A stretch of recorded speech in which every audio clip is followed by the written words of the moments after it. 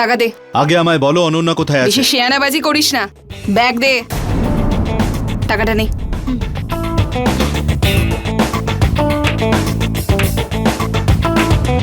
রোহিত চল। অনন্যা, তোমার কিচ্ছু হবে না।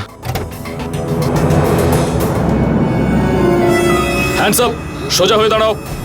বেশি চালাকি গেলে ভালো হবে না।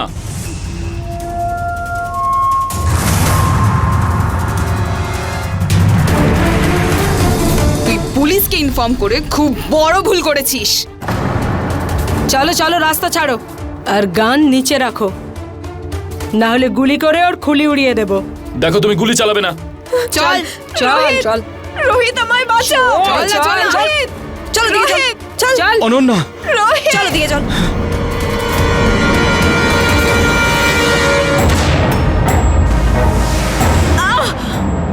রোহিত,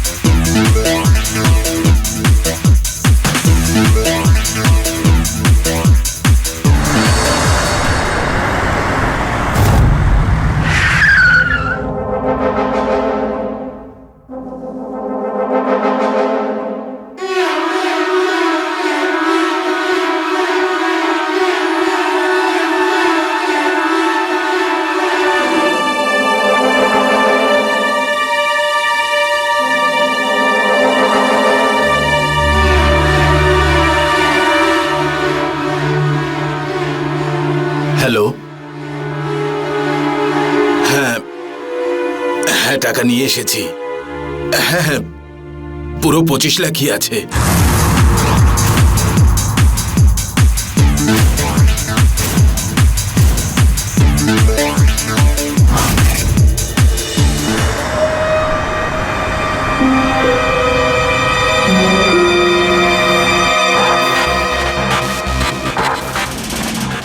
কল কর ওকে।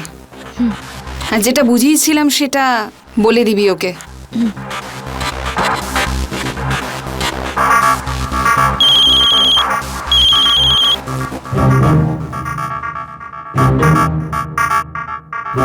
হ্যালো, হ্যাঁ সুরেশ, আমরা তোমার গাড়িটা দেখতে পেয়ে গেছি। সামনে একটু এগিয়ে গিয়ে গাড়ি থেকে নেমে পড়বে তুমি, আর তারপর টাকার ব্যাগটা নিয়ে সোজা খানিকটা হাঁটতে থাকবে। আর হ্যাঁ, চালাকি করার তো তুমি একদম চেষ্টা করো না, তা না হলে পরিণাম কি হতে পারে তুমি তো জানোই। কি ব্যাপার, শিখে গেছিস তো দেখছি। ভালো ভালো। আমি ভাবছিলাম আমরা পিছন থেকে ওকে ট্র্যাপ করি। চল।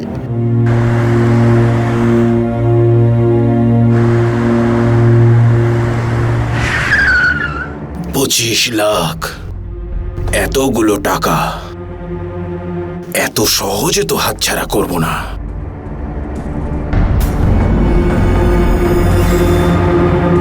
তোমরা সবাই মরবে।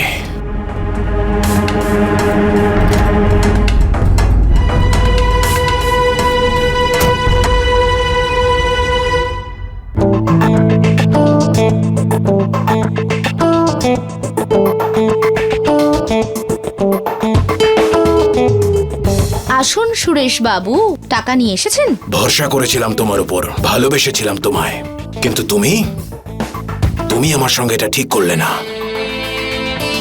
এই রাজা হরিশ্চন্দ্রের পুত্র, এত সততা দেখাস না। তোকে জ্ঞান দেওয়ার জন্য এখানে ডাকা হয়নি। টাকা রাখ আর যা বেরো এখান থেকে। দে টাকাটা, দিয়ে দে।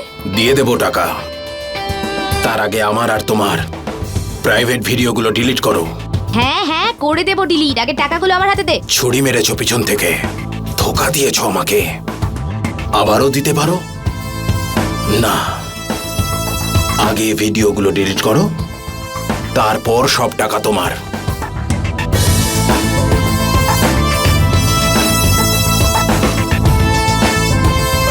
এই নে, তোর আর ওর মুহূর্তগুলো এই পেন ড্রাইভের মধ্যে বন্দি।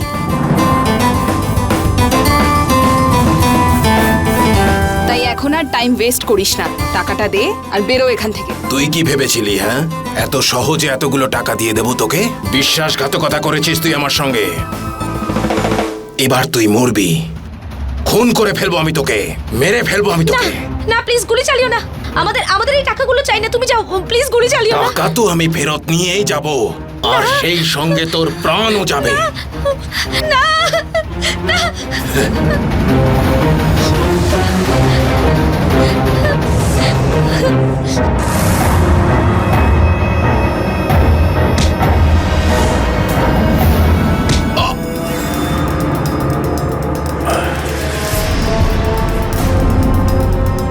আরে হে বাবু, চুপচাপ পয়সা দিয়ে চলে গেলে প্রাণে বেঁচে যেতেন, বাধ্য হয়ে আপনার মাথাটাকে ফুটবল বানাতে হলো।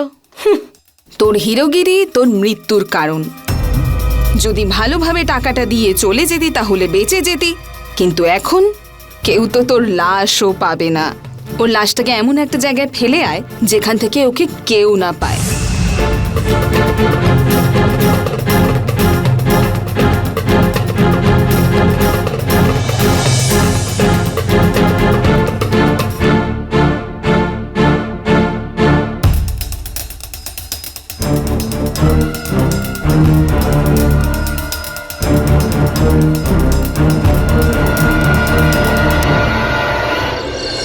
নতুন শিকার খুঁজে পেয়েছিস? না রে, এখনো পর্যন্ত একটা ভালো শিকার পেলাম না। তাড়াতাড়ি খোঁজ, দিদি এসেই জিজ্ঞাসা করবে। হ্যাঁ,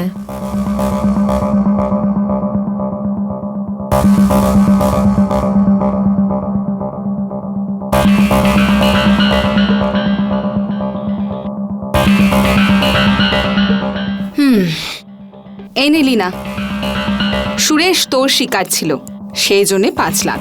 আরে বাহ দিদি, এখনো তো অনেক টাকা কামাতে হবে। আর এটা তো সব থেকে ইজি আর কমফোর্টেবল ওয়ে টাকা রোজগার করবার। আরে এসব কি বলছো? না তো এটা সহজ কাজ আর না আরামের কাজ, এটা তো যথেষ্টই পরিশ্রমের কাজ।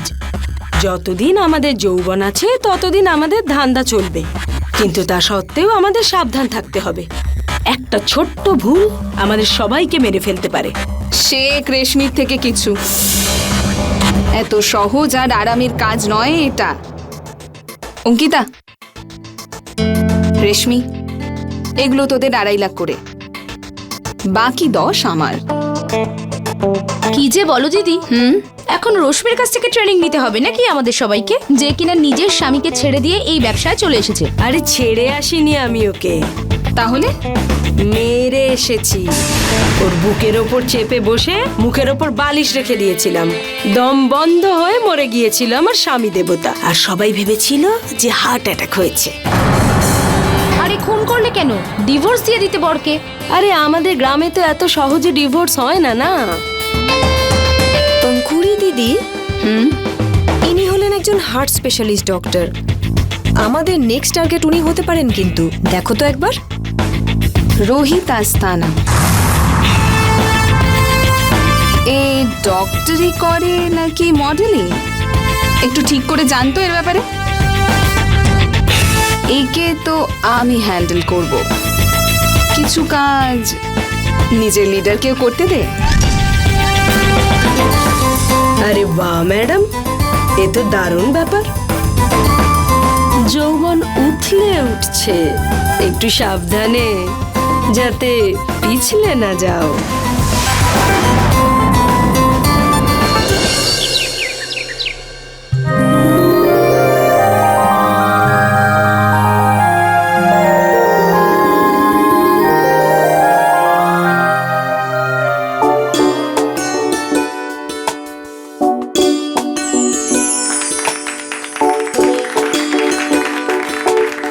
Congratulation, congratulation.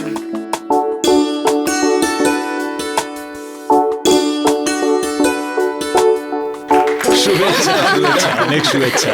আরে দারুণ ব্যাপার, শুভেচ্ছা শুভেচ্ছা, অনেক শুভেচ্ছা, অনেক শুভেচ্ছা। Thank you. Congratulation darling. Thank you মা।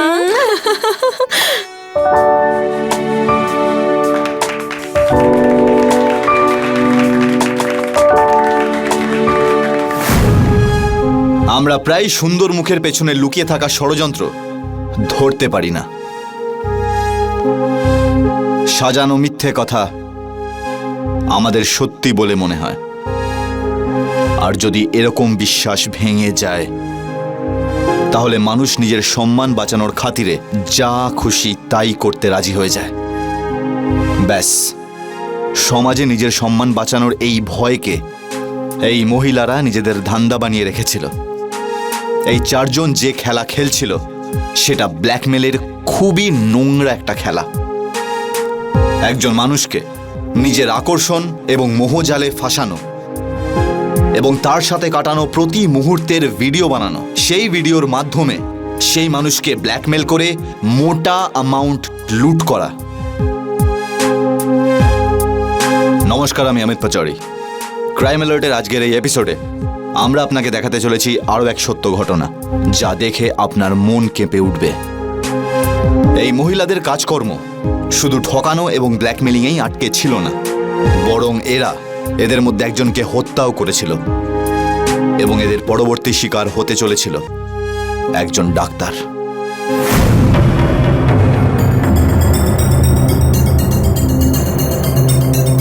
Hello, doctor Rohit Asthana? Yes, speaking. Hello sir, actually আপনার সাথে অ্যাপয়েন্টমেন্টের ব্যাপারে কথা বলার ছিল। এক্সকিউজ মি, আমি কোনো অ্যাপয়েন্টমেন্ট দিই না। আপনি হসপিটালের রিসেপশন থেকে অ্যাপয়েন্টমেন্ট নিন। স্যার, হসপিটালেই তো ফোন করেছিলাম, 1 সপ্তাহ পরে ডেট পাচ্ছি আমি। আর আমার সিস্টারের অ্যাকচুয়ালি মেজর হার্ট প্রবলেম রয়েছে, সো প্লিজ যদি আপনি একবার দেখে নেন ওকে। দেখুন, আমি হসপিটাল থেকে 4টের সময় বেরিয়ে যাই। আপনি 4টের সময় ওনার কেসের রিপোর্টগুলো আর সমস্ত পেপার নিয়ে ওনাকে পাঠিয়ে দিন। Okay sir, thank you so much. Welcome. Doctor রোহিতের অ্যাপয়েন্টমেন্ট পেয়েছিস? লিনা গেছে দিদি, এই তো এসে গেছে। দিদি, কাজ হয়ে গেছে, কাল বিকেল 4টের সময় পৌঁছে যেও। এই ডক্টরটাকে ফাঁসাতে বেশ মজা আসবে। দিদি, ডাক্তারকে নয়তো পরে দেখে নিও, কিন্তু আজকে ওই চন্দনীকে আমি ডেকেছি রাতে। পাগল হয়ে গেছে, দেখা করার জন্য ছটফট করছে। আজকের রাত চন্দানীর জীবনে সব থেকে বড় ক্ষতি হতে চলেছে। এই পুরুষগুলোও না, মেয়ে দেখলো কি লেজ উঠিয়ে চলে আসলো পিছন পিছন, কিছু না ভেবেই। চন্দানীকে কালকে রাতের পার্টিতে ডাক, ওখান থেকে নিয়ে যেতে হবে মোটাটাকে। আর হ্যাঁ, কালকের মধ্যে আমার সব রিপোর্ট যেন আমি পেয়ে যাই। পেয়ে যাবে পাংখুড়ি। ডক্টর রোহিতের সঙ্গে আমার অ্যাপয়েন্টমেন্ট আছে। Just a second. This way. This way? ইয়া।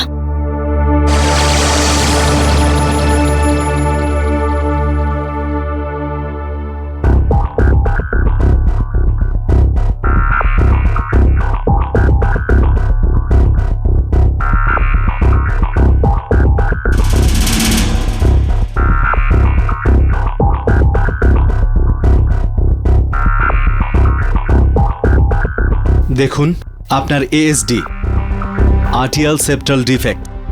হার্টের আপার চেম্বারে যদি কোনো হোল থাকে তখন তাকে আর্টিয়াল সেপ্টাল ডিফেক্ট বলা হয়। আপনি একদম স্ট্রেস নেবেন না, পুরোপুরি সুস্থ হয়ে যাবেন, চান্স আছে ঠিক হয়ে যাবেন। ডক্টর, আমাকে মিথ্যে আশ্বাস একেবারেই দেবেন না। আই নো যে আমার কোনো সিরিয়াস ইস্যু আছে।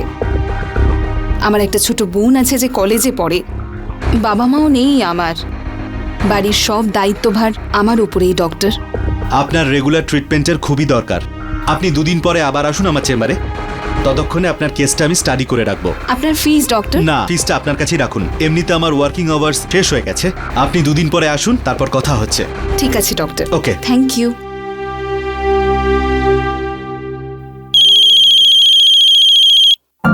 হ্যালো অনন্যা, তুমি রেডি তো? এই তো আমি এক্ষুনি আসছি।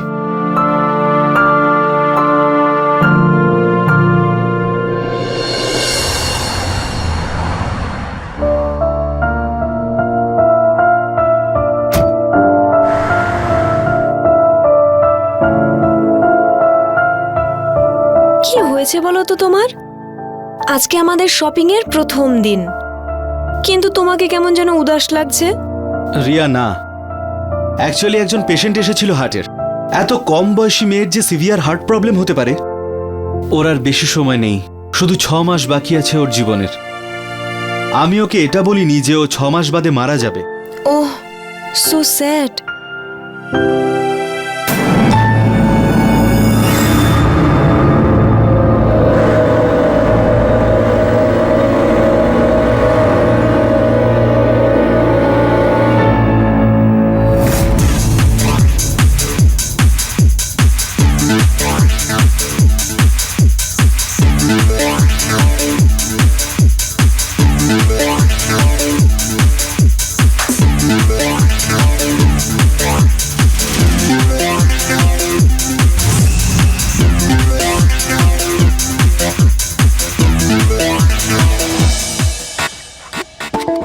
আসুন চন্দানী বাবু। খুব ভালো লাগছে দেখতে তোমাকে। আচ্ছা, সত্যি সত্যি সত্যি সত্যি? সত্যি। আচ্ছা আচ্ছা।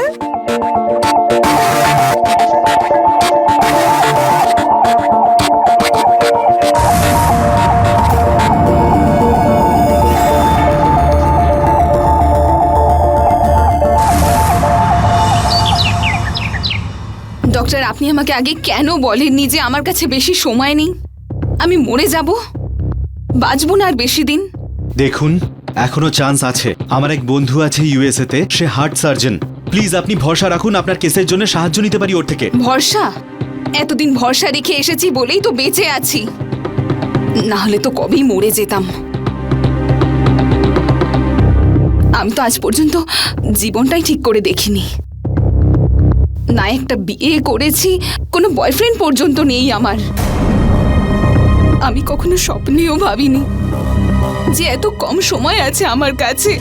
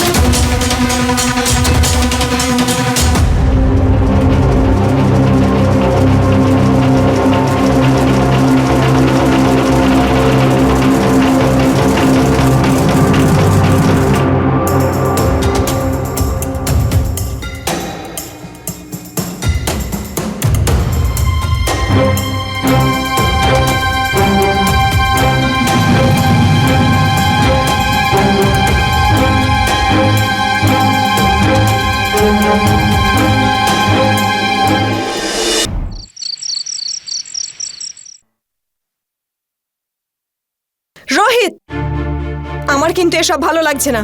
ও তোমার বেশি কাছে আসার চেষ্টা করছিল না? কে? না বোঝার ভান করো না, আমি তোমার ওই নতুন পেশেন্টের কথা বলছি। হ্যাঁ রে, এসব কি? আরে মা, তেমন কিচ্ছু নয়। আরে ও তো পাঙ্কুরি শ্রীবাস্তব। আমি না জানার ভান কেন করব? আরে ওর হার্টে হোল রয়েছে, she will die in 6 month. বাইরে দেখেছিলাম আমি ওকে, দিব্য সিগারেট খাচ্ছিল। ও আবার কোনো প্ল্যান করছে না তো? ওহ কাম অন অনন্যা, যখন কোনো মানুষ মৃত্যুর সময় জেনে যায় তখন ফ্রাস্ট্রেশনে এসে সে স্মোকও করে। আরে তখন সে সবকিছুই করে ফেলে। প্লিজ এই সব কথাগুলো তোমার মাথা থেকে ছেড়ে ফেলো আর বসো এখানে, একসঙ্গে খাবার খাওয়া যাক। বসো।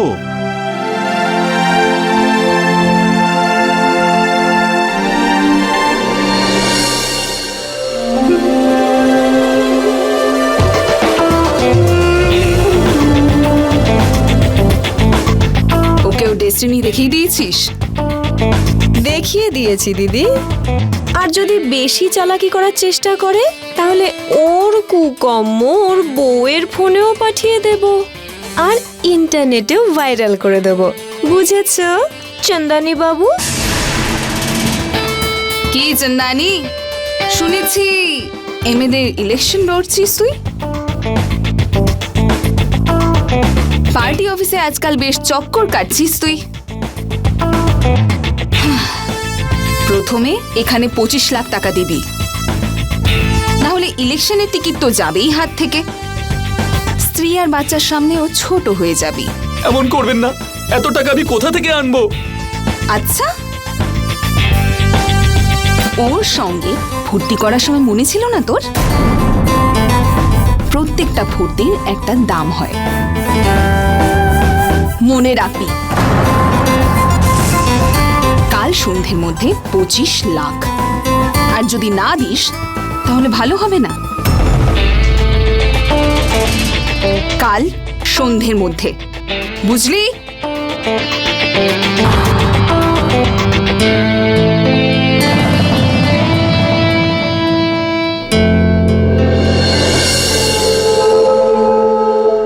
Good morning doctor. Good morning, please sit. It's okay, আপনার শরীর কেমন আছে এখন? I am good.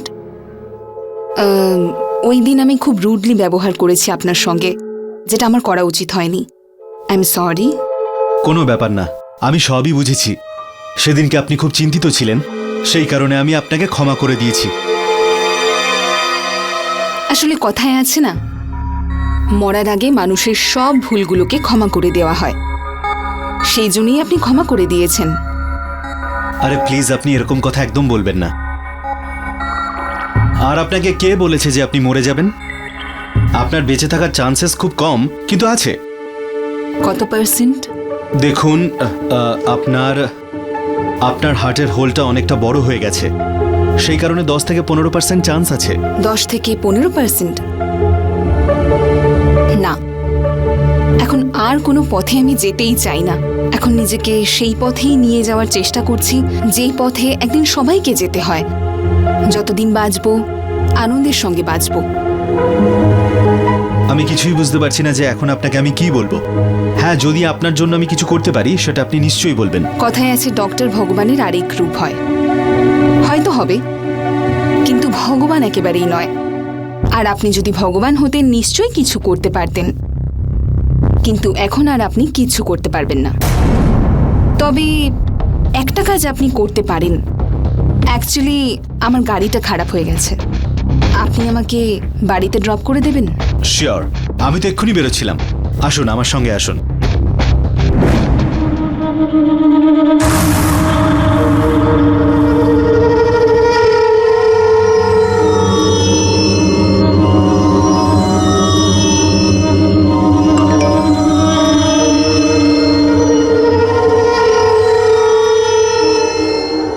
তাড়াতাড়ি তৈরি হয়ে নে, আমরা আসছি। ওদের মেসেজ এসেছে, ওরা আসছে। চ চ তাড়াতাড়ি চ। Tina, juice ready? হ্যাঁ, জুস তো রেডি, শুধু এতে ওষুধ মেশানো বাকি আছে। সেটা আমি এক্ষুনি দিয়ে দিচ্ছি। এই জুসটা খাওয়ার পর ডাক্তারবাবুর তো একেবারে ব্যান্ড বেজে যাবে, আর পাংখুরের নেশায় মজে যাবে। আর ডাক্তারবাবুর নেশা এত চড়ে যাবে যে সে আর বলার নয়। এটা তো তুমি একদম ঠিক বলেছো। এখন তাড়াতাড়ি যাও আর বেডরুমে ঠিক করে ক্যামেরা ফিট করে দাও। হ্যাঁ, আমাদের এখান থেকে বেরোনো উচিত, ওরা চলে আসবে এক্ষুনি। চল।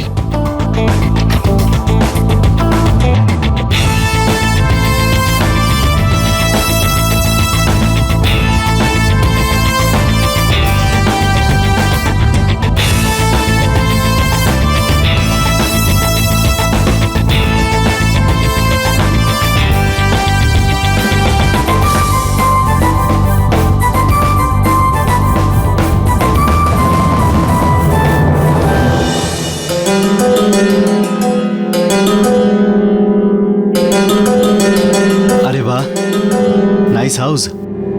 Thank you so much. বসুন না, আমি 1 মিনিটে আসছি। হ্যাঁ,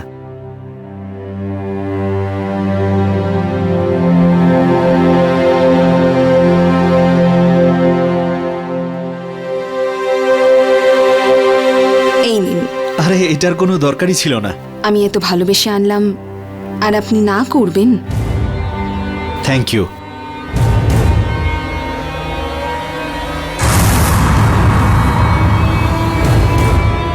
আরে পুরোটা খান না। আরে না, প্লিজ।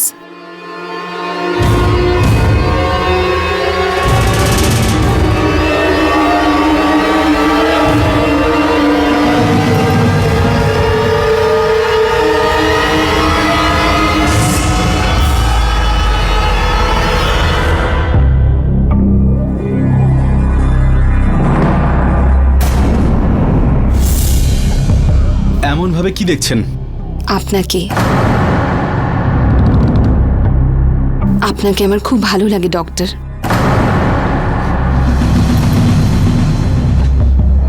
দেখো, তোমার কোথাও ভুল হচ্ছে। আমার এনগেজমেন্ট হয়ে গেছে। তাতে কি হয়ে গেছে? দেখো, আমি এসব করতে পারবো না। প্লিজ আমাকে যেতে দাও। এরকম সুযোগ আর আসবে না ডক্টর। না এরকম রাত আসবে, আর না এরকম পেশেন্ট পাবেন। আমি আজ আছি, কাল নেই। নিজের জন্য না হলেও আমার জন্যে।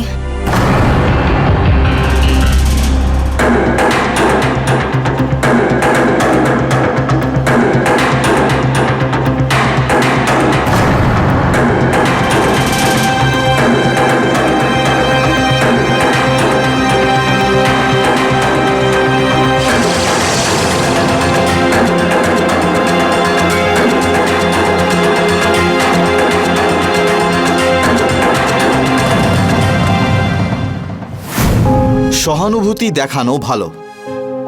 একজন ভালো মানুষ সেই হয় যে অন্য মানুষের প্রতি সহানুভূতি দেখায়, যে অন্যের দুঃখ দেখে নিজেও দুঃখী হয় এবং সাহায্য করার জন্য এগিয়ে আসে।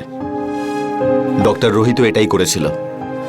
কিন্তু আমাদের এই কথাটাও মাথায় রাখা উচিত, যে কোনো অপরিচিত ব্যক্তিকে সাহায্য করবার আগে অনেকবার ভাবা উচিত। কিন্তু ডক্টর রোহিত একবারের জন্য ভাবেনি এবং সে চোখ বন্ধ করে পঙ্খুড়িকে বিশ্বাস করে নেয়। এবং তার এই বিশ্বাসের কারণে ও পঙ্খুড়ি এবং তার গ্যাংয়ের শিকার হয়ে যায়। সহানুভূতির সাথে সাবধান হওয়াও খুব দরকার।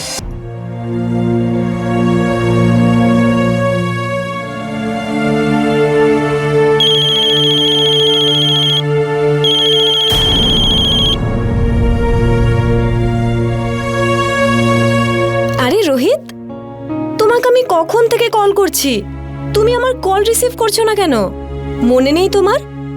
আজকে বিয়ের কেনাকাটা করতে যাওয়ার আছে। অন্য কোনো দিন যাওয়া যাবে। আমার কি আর কাজ নেই নাকি?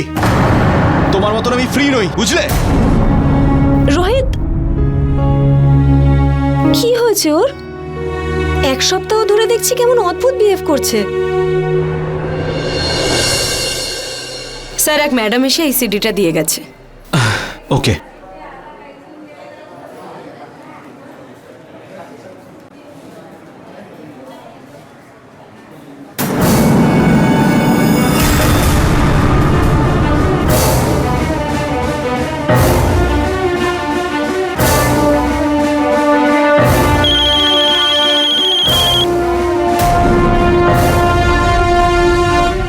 হ্যালো।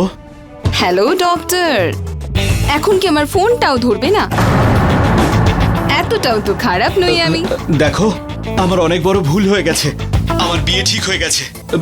প্লিজ আমার লাইফ থেকে দূরে চলে যাও। কি করে দূরে চলে যাব তোমার লাইফ থেকে? আমি তো ক্লিনিকের বাইরে তোমার ওয়েট করছি। বাইরে এসো।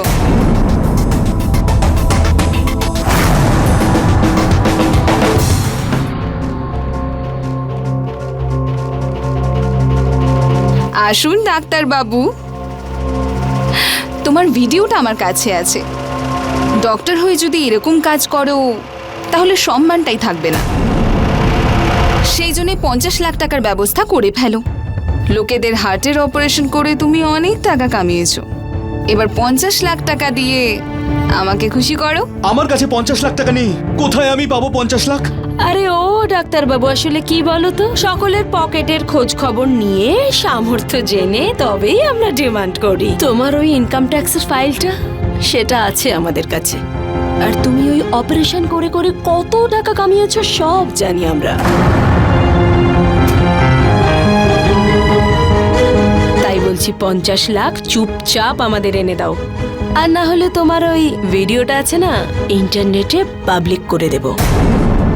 তোমার দোকান বন্ধ হয়ে যাবে, বুঝেছো? 3 দিনের মধ্যে 50 লাখ মনে রাখবি। চল যা।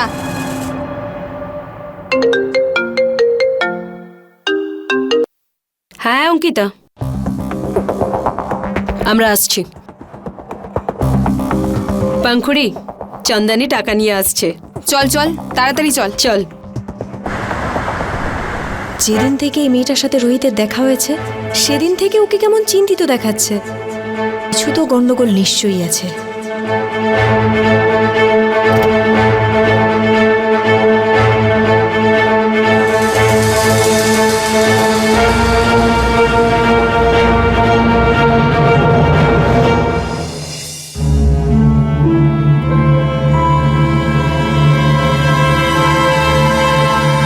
এই যে আপনাদের টাকাটা।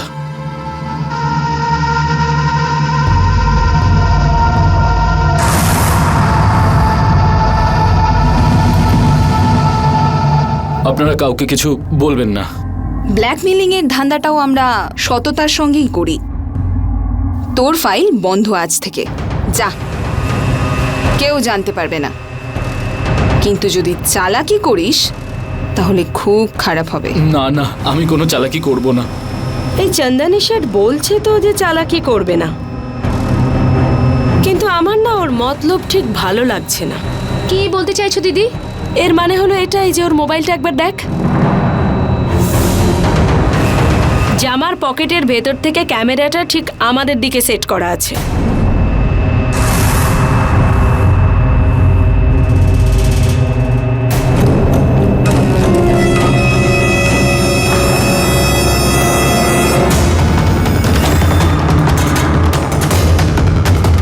করলি তো তুই বাচ্চার মতো কাজ, প্রমাণ জড়ো করছিলি আমাদের বিরুদ্ধে। কার কাছে নিয়ে যাবি? পুলিশের কাছে? না না, আমি কাউকে দেখাবো না। প্লিজ আমাকে ছেড়ে দাও। কাউকে দেখাবো না কিছু। না, আমাকে ক্ষমা করে দাও প্লিজ। আমি আরো টাকা দেবো আপনাদের। আমাকে ছেড়ে দিন প্লিজ। আমাকে মারবেন না প্লিজ। বলেছিলাম না কাউকে বলবি না, বলেছিলাম না। আরে কেমন ভাবে কাঁপছে দেখ, যেন এক্ষুনি ধাই ধাই আওয়াজ শুনলে সোজা গিয়ে ভগবানের কোলে বসে পড়বে। আরে পুলিশরা যখন এনকাউন্টার করে তখন কেমন ধাই ধাই করে আওয়াজ হয় না? দেখুন প্লিজ, আমাকে মারবেন না। আরো টাকা আমি দেবো, আমাকে মারবেন না।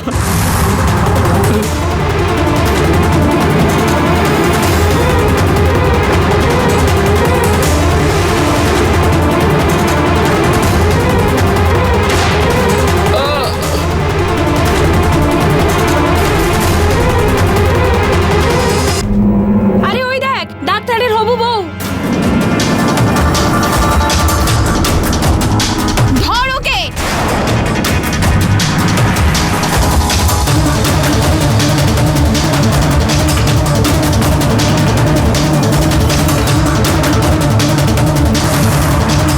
আমাদের পেছনে গোয়েন্দাগিরি করবি তুই? তোমাদের আসল রূপ আমি সবাইকে জানিয়ে দেব। তোমরাই ফাঁসিয়েছো রোহিতকে। দিদি, এটাকে শেষ করে দাও আজকেই।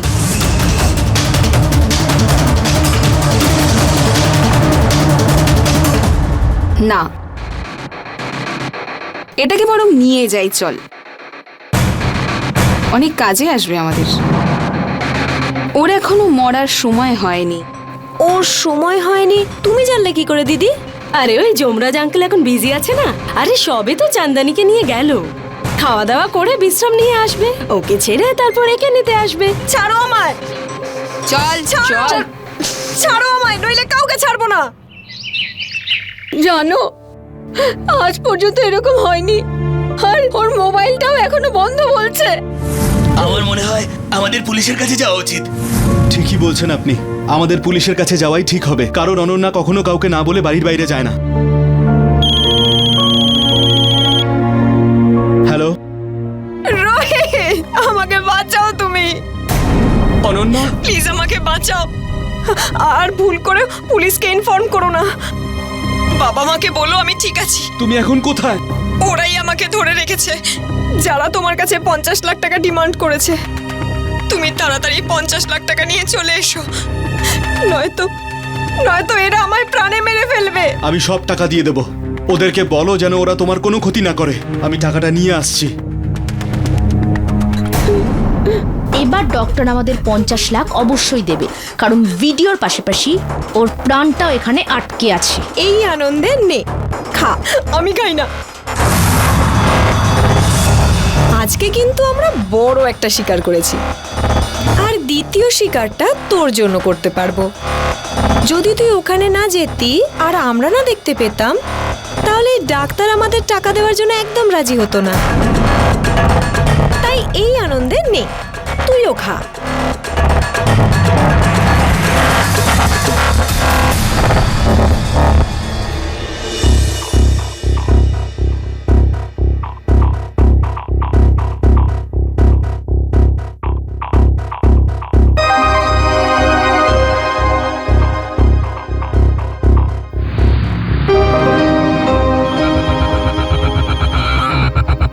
হ্যালো, হ্যাঁ আমি টাকা নিয়ে বেরিয়ে পড়েছি, কিন্তু আমি যেন অনন্যাকে ওখানেই দেখতে পাই। দেখুন, আমার সাথে কোনো রকম ছলনা করবেন না, শুধু আমার অনন্যাকে ফিরিয়ে দিন। তোকে যেখানে পৌঁছতে বলেছি তুই আগে সেখানে পৌঁছো। তোর অনন্যাকে তুই ওখানেই পেয়ে যাবি। আর হ্যাঁ, বেশি চালাকি না। ফোনেও কি বললো দি? আসছে।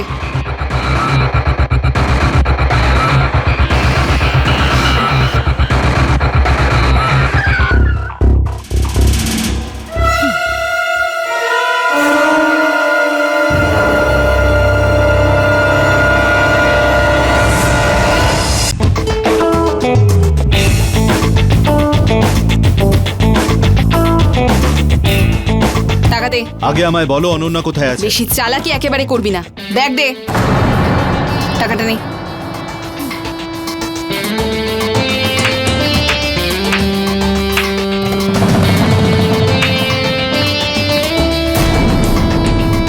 রোহিত চল। অনন্যা, তোমার কিচ্ছু হবে না, কিচ্ছু হবে না তোমার, আমি এসে গেছি।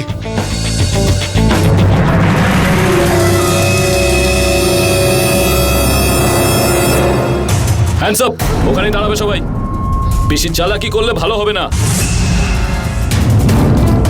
তুমি কি ভেবেছিলে এত সহজে আমি 50 লাখ টাকা তোমায় দিয়ে দেবো? কষ্ট করে উপার্জন করেছি আমি, তোমার মতো বেইমানি করে নয়।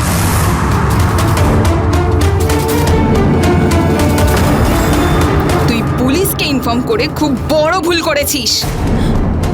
চলো চলো, রাস্তা ছাড়ো আর গান নিচে রাখো, দেখো না হলে গুলি করে ওর খুলি উড়িয়ে দেবো। দেখো, গুলি চালাবে না, গুলি চালাবে না। আমরা তোমাদের কিচ্ছু করব না।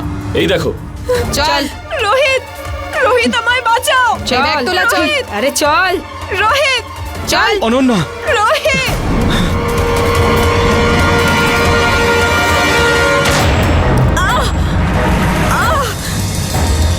রোহিত, অনন্যা, পালা পালা। এই দাঁড়া। আমি তোমার কিচ্ছু হতে দেবো না। অনন্যা, অনন্যা, আমি তোমার কিচ্ছু হতে দেবো না। অনন্যা, তোমার কিচ্ছু হবে না। আমরা প্রায়ই এটা ভেবে থাকি যে আমাদের কাছে সব সমস্যার সমাধান রয়েছে, সব প্রবলেম সলভ করতে পারি আমরা। সেই জন্য কারোর সাহায্য ছাড়াই আমরা এগোতে থাকি। সমাজের ভয়, সম্মানের ভয়, আমরা কারোর সাহায্য নিই না। আর এই ভয় আমাদেরকে কারোর কাছে যাওয়ার থেকেও আটকায়। কিন্তু আমাদের এই ভাবনা একেবারেই ভুল।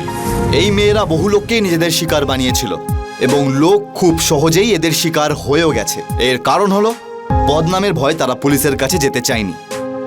যদি এদের মধ্যে একজনও পুলিশের কাছে চলে যেত তাহলে এই মেয়েদের গ্যাংয়ের পর্দা ফাঁস হয়ে যেত আর অন্যরা এদের জালে ফাঁসত না। রোহিত বুদ্ধিমানের কাজ করেছে এবং সমস্ত ইনফরমেশন গিয়ে পুলিশকে দিয়ে দেয় এবং এই 4 জনের পর্দা ফাঁস হয়ে যায়।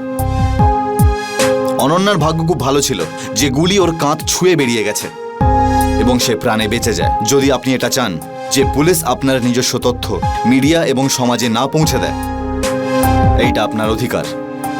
আপনি পুলিশের কাছে দাবি করতে পারেন নিজের কথা গোপনীয় রাখার জন্য এবং পুলিশ আপনাকে সাহায্য অবশ্যই করবে।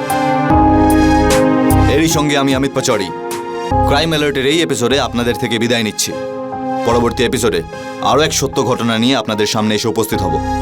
ততক্ষণ মনে রাখবেন, ক্রাইমের থেকে বাঁচতে গেলে সতর্ক থাকতে হবে। ক্রাইম অ্যালার্ট, অন্যায়ের বিরুদ্ধে সোচ্চার।